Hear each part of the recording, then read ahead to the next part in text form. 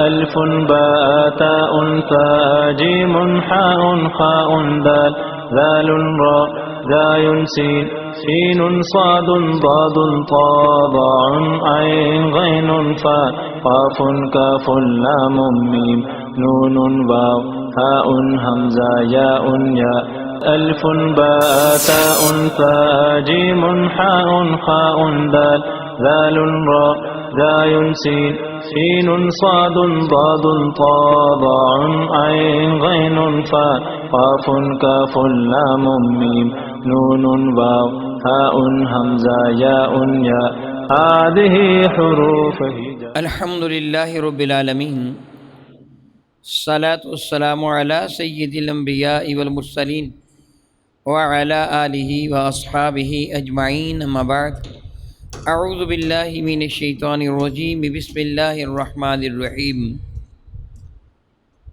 آپ اپنے قاعدہ کا صفحہ نمبر 5 نکال لیجئے گا۔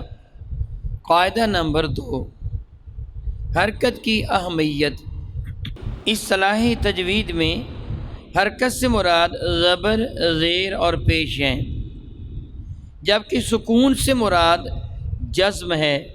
ہماری قومی یا علاقائی زبانوں میں بعض الفاظ بغیر حرکات کے پڑھے جاتے ہیں، جبکہ عربی میں الف کے سوا ہر حرف اپنی ادائیگی کے لیے محتاج حرکت یا سکون ہے۔ الف پر کوئی حرکت یا جزم آ جائے تو حمزہ بن جاتا ہے۔ مثلا اردو میں ہم حروف تہجی مفرد انداز میں یوں لکھتے اور پڑھتے ہیں: الف، بے، تے، سے، جیم، ہے، خے الی آخرہ۔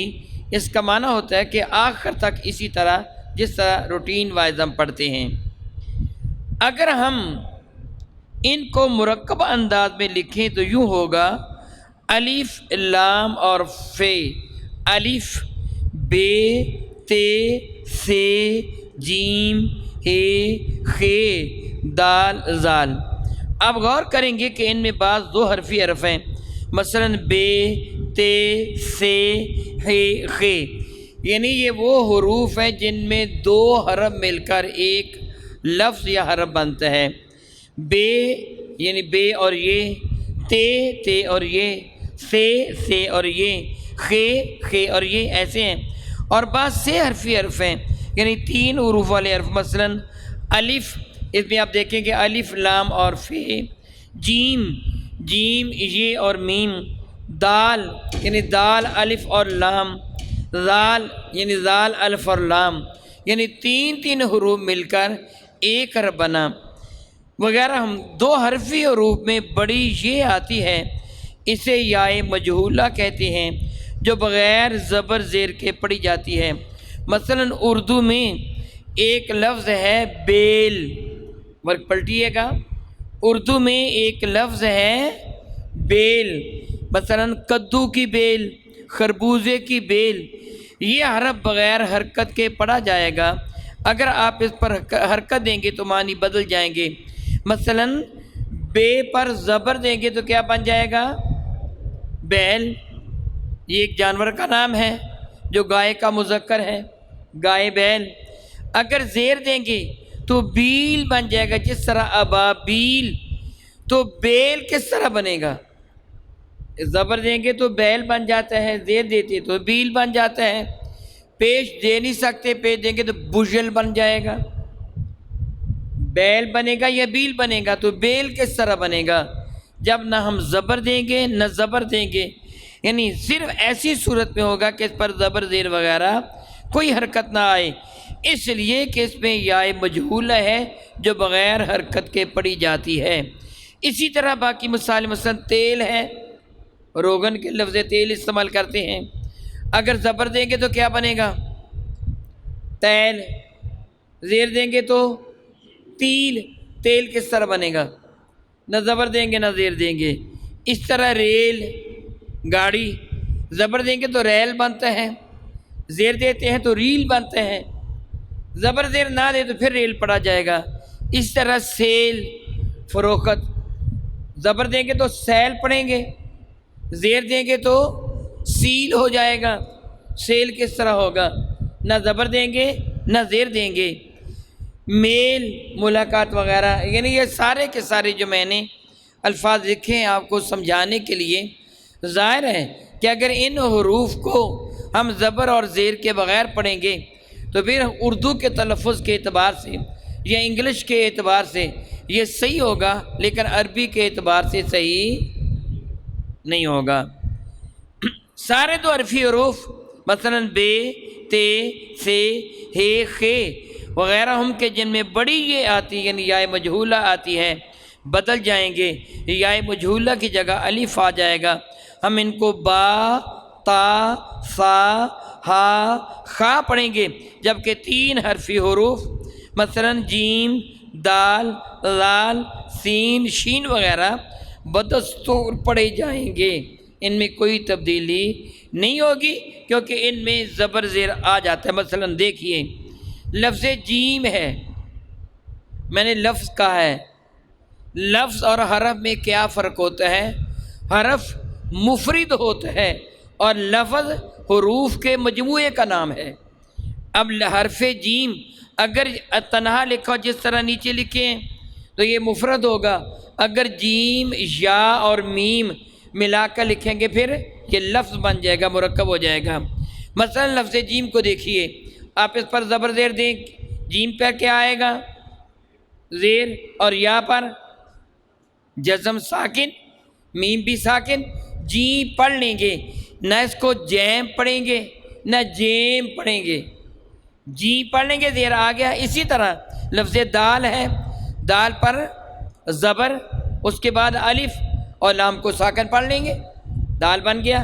یعنی ایسی حروف ہیں کہ جن پر زبر زیر آ جاتی ہے، اس بنا پر وہ حروف جو سی حرفی حروف ہیں ان کو بدستور پڑھا جائے گا۔ ضروری وضاحت بھی دیکھ لیجئے گا، اگر کوئی شخص قرآن کریم بطریق مجہول پڑھتا ہو، میں بطریق مجہول پڑھ کے آپ کو سناتا ہوں۔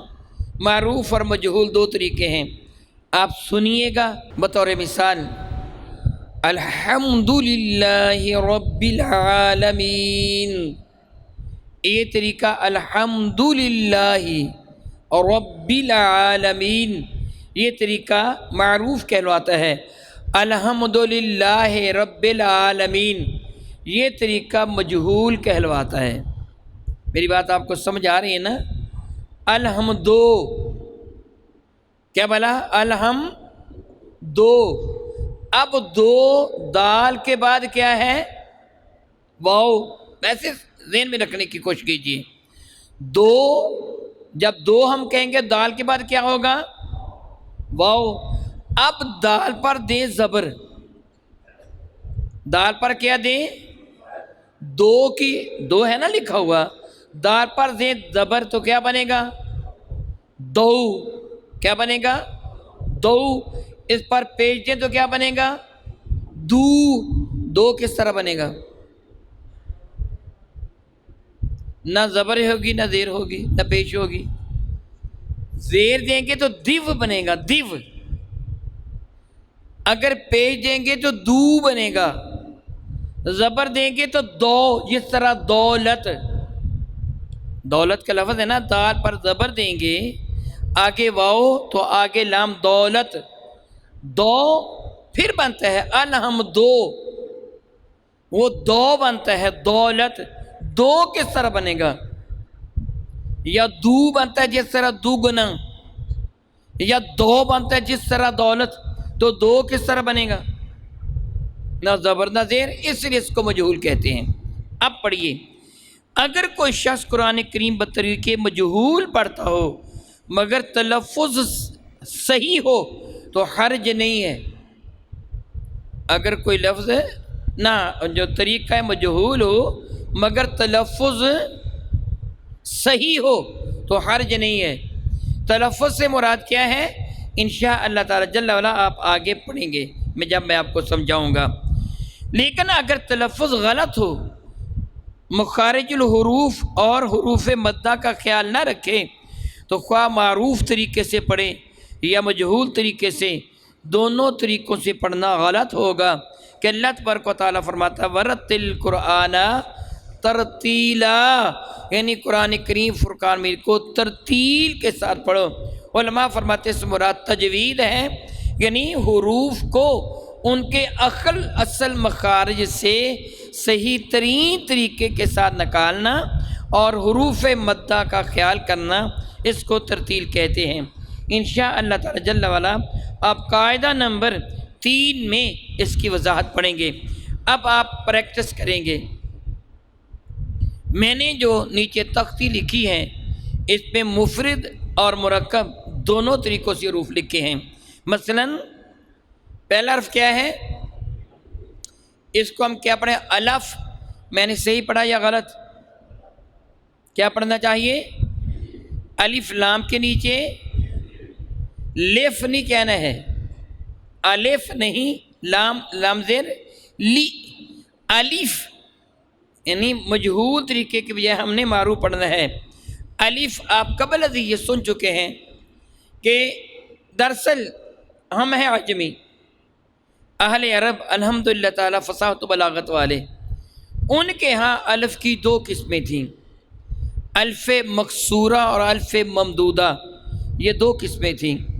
الف مکسورہ سے مراد وہ الف لیتے تھے جس پر کوئی کسر آ جائے، زبر آ جائے، زیر آ جائے، پیش آ جائے یا جزم آ جائے، اس کو کہتے تھے الف مکسورہ۔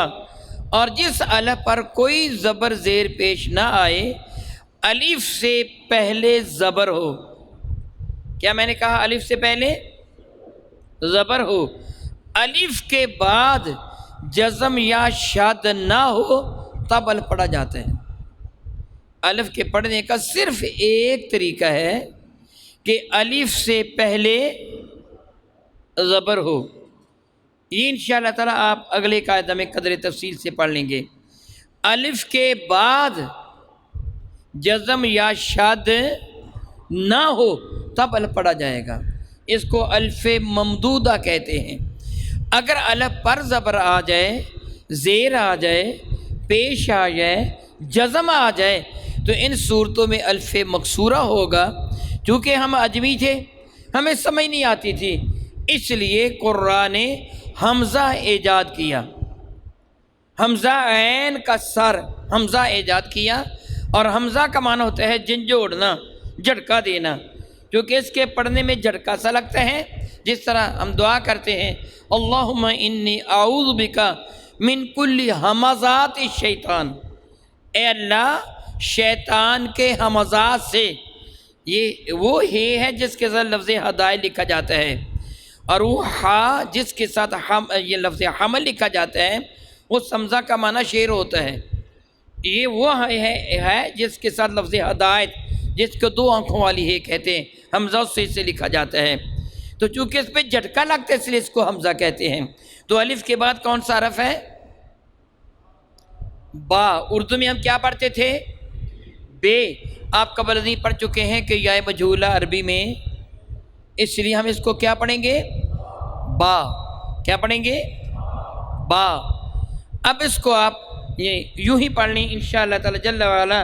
اللہ تعالیٰ نے چاہا تو جب میں آپ کو حرکات پڑھانے کے بعد آگے بڑھوں گا تو پھر آپ کی پریکٹس ہو جائے گی۔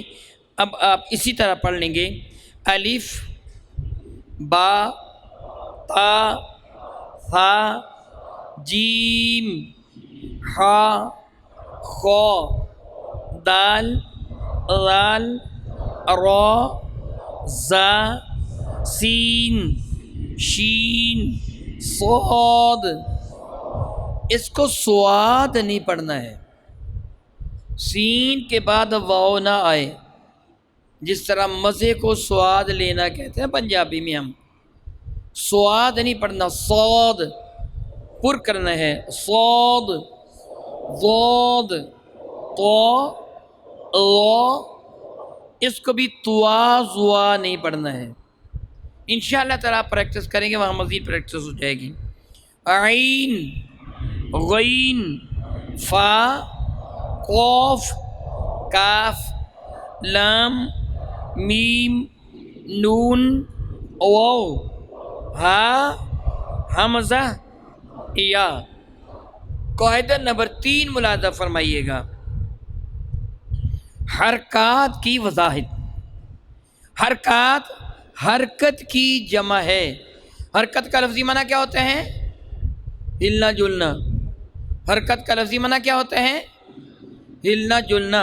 اور سکون کا معنی ہلنے جلنے کی ضد، ٹھہر جانا، رک جانا، حرکت کا نہ کرنا، اس کو سکون کہتے ہیں. اور حرکت کا معنی ہلنا جلنا.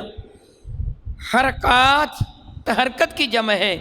علم التجوید میں حرکت سے مراد زبر، زیر اور پیش ہیں، جیسا کہ پچھلے سبق میں گزر چکا ہے.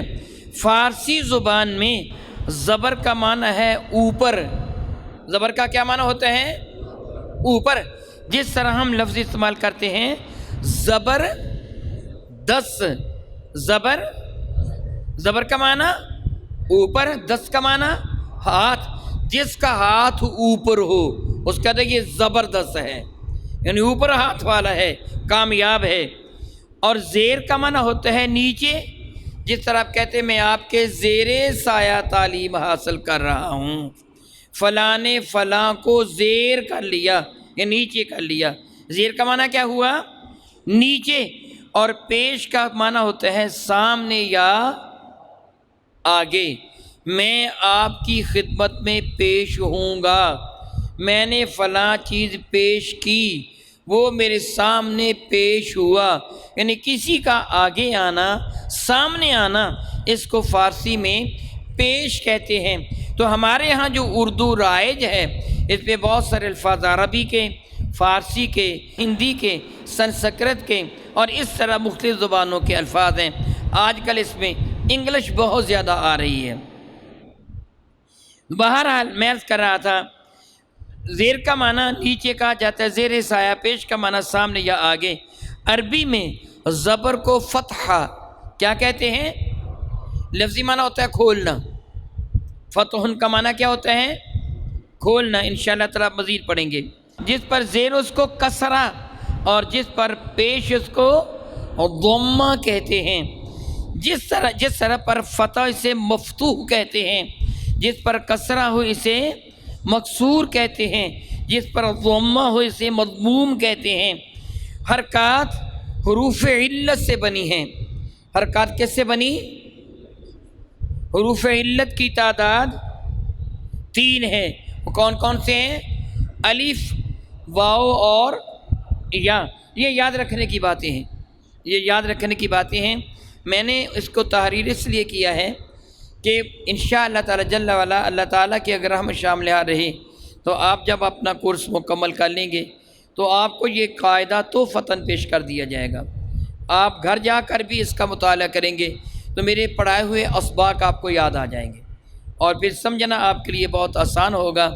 اور آپ کوشش یہ کیجئے گا کہ جو کچھ آپ سیکھیں گے اپنے اہل خانہ کو بھی سکھا دیں گے، گھر والوں کو بھی سکھا دیں گے، تاکہ سب کا قرآن کریم صحیح ہو جائے اور اللہ تعالیٰ ان کے درجات بلند سے بلند تر فرما دے.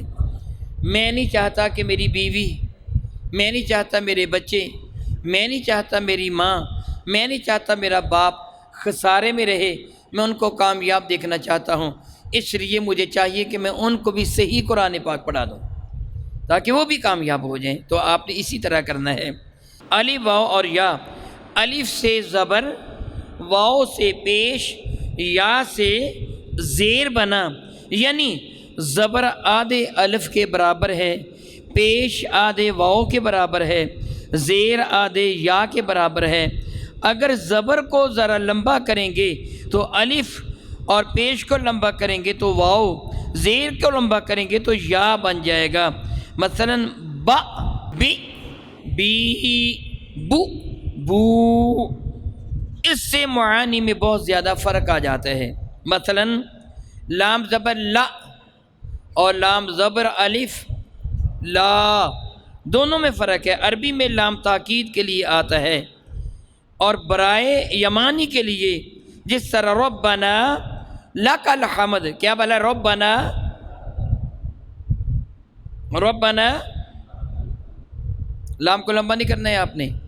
ربنا لک الحمد، ربنا مانا کیا بنے گا؟ اے ہمارے رب، لکل حمد، تیرے لیے ساری خوبیاں ہیں۔ معاذ اللہ تعالیٰ کہیں لا کل حمد تو معنی کیا بنے گا؟ تیرے لیے خوبیاں، معنی تو بالکل الٹ ہو گیا، بجائے ثواب کے گناہ ہو گیا، اور بعض اوقات کفر تک لازم آ جائے گا۔ لا الہ کیا معنی بنتے ہیں؟ کوئی بھی لائق عبادت نہیں ہے الا اللہ، مگر اللہ تعالیٰ، یعنی اللہ کے سوا اگر آپ لام کو لمبا نہیں کرتے ہیں، لا الہ پڑھتے ہیں، تو معنی بنے گا ضرور عبادت کے لائق ہے۔ معاذ اللہ تعالیٰ معنی الٹ ہو جائے گا نا۔ انشاءاللہ تعالیٰ مزید تفصیل آپ کل پڑھیں گے اللہ نے چاہا تو۔ اے ہمارے رب، ہمارے ساری کی ساری خوبیاں تیرے لیے، لیکن معاذ اللہ لام کو لمبا پڑھیں گے تو معنی اب برعکس ہو جائے گا، کیونکہ لا کا معنی ہے نہیں، اس لیے حرکات کی ادائیگی میں خصوصی خیال رکھا جائے، حرکت حرف نہ بن جائے، نہ ہی حرف حرکت بنے، ورنہ معانی بگڑ جائیں گے۔ مثلا ضربا، اس ایک آدمی نے مارا، ضربا دو آدمیوں نے مارا، ضربو ان سب آدمیوں نے مارا، یعنی ضربا ایک، ضربا دو، ربا ایک رب، ربا دو رب، کتنے بن گئے؟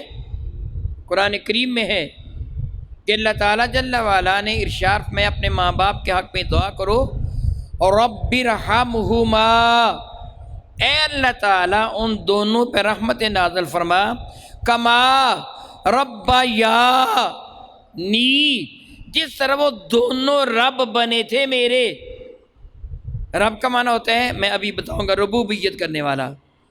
تو ایک ہے رب، دو ہوں گے تو ربا، تثنیہ کا صیغہ بن جائے گا۔ اس اعتبار سے ہمیں حرکات کو پیش نظر رکھنا بہت ضروری ہوگا۔ انشاءاللہ تعالیٰ اللہ نے چاہا تو مزید آپ اس موضوع پہ کل سماعت فرمائیں گے۔ اللہ تعالیٰ ہمیں صحیح ترین طریقے سے قرآن کریم پڑھنے کی توفیق و ہمت عطا فرمائے، آمین۔ ألف باء تاء ثاء جيم حاء خاء دال ذال راء زاي سين صاد ضاد طاء ضاء عين غين فاء قاف كاف لام ميم نون واو هاء همزة ياء ياء ألف باء تاء ثاء جيم حاء خاء دال ذال راء زاي سين صاد ضاد طاء ضاء عين غين فاء قاف كاف لام ميم نون واو هاء همزة ياء ياء هذه حروف